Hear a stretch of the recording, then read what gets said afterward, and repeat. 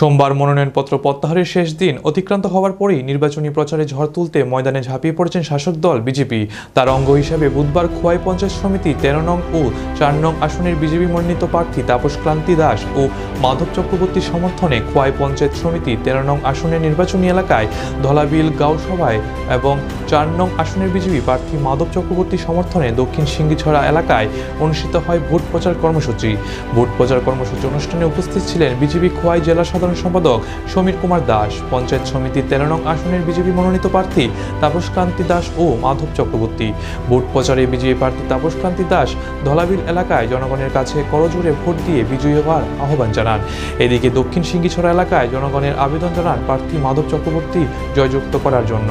তিনি আরও বলেন, বিগত ৫ বছরের বিজেপি পরিচালিত পঞ্চায়েত প্রচেষ্টায় কেন্দ্র এবং রাজ্য সরকারের জনমুখী প্রকল্পগুলি অঞ্চলে বাস্তবায়নের ক্ষেত্রে গ্রামাঞ্চলে সফল হতে পেরেছেন।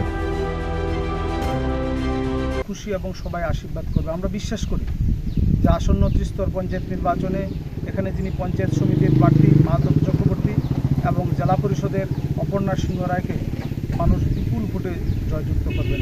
আমরাও আগামী দিনে এই এলাকার শান্তি, উন্নয়ন এবং সবকা সাথ সবকা বিকাশের স্লোগান নিয়ে দেশের প্রধানমন্ত্রী নরেন্দ্র মোদীজি, রাজ্যের মাননীয় মুখ্যমন্ত্রী প্রফেসর ডক্টর মানিক সাহা যে নেতৃত্বে যে সরকার চলছে সেই উন্নয়নের কথা, উন্নয়নের স্লোগান নিয়ে আমরা মানুষের কাছে গেছি এবং আমরা প্রতিশ্রুতিবদ্ধ আগামী দিনে কেন্দ্র এবং রাজ্য সরকারের প্রতিটি সুবিধা আমরা পঞ্চায়েতের মধ্য দিয়ে, পঞ্চায়েত সমিতি, জেলা পরিষদের মধ্য দিয়ে প্রতিটি বাড়িতে উঠানে তাদের কাছে পৌঁছে দেব।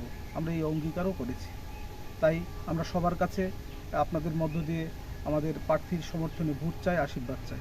ভারত মাতা কি জয়, ভারতীয় জনতা পার্টি জিন্দাবাদ। নমস্কার।